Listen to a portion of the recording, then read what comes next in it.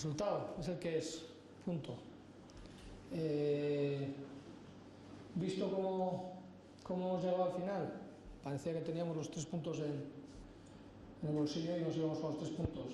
Cómo ha sido el gol, cómo ha sido la jugada, pues es una pena, ¿no? Cuando hemos estado bien el 90% del partido o más, pues que una indecisión y con un balón de estos pues nos hagan el empate, pues es una pena, pero pasa. El partido,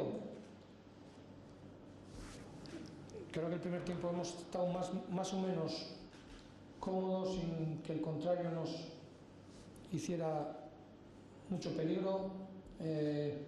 Hemos hecho un gol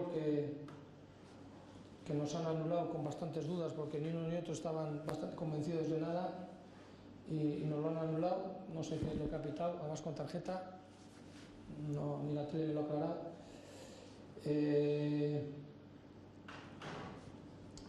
El segundo tiempo, inicio, creo que ellos con el cambio han empezado a jugar más directo con los dos delanteros y nos han creado problemas. Estábamos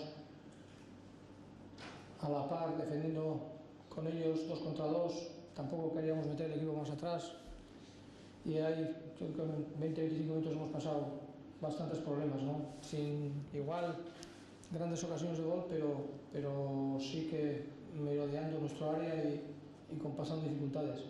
Y después otra vez creo que hemos vuelto a coger un poco más la onda, hemos tenido posibilidades en ataque de hacer algo más, porque ellos se partían mucho, pero nos ha faltado, ¿no?, tener la tranquilidad y la serenidad para pasar.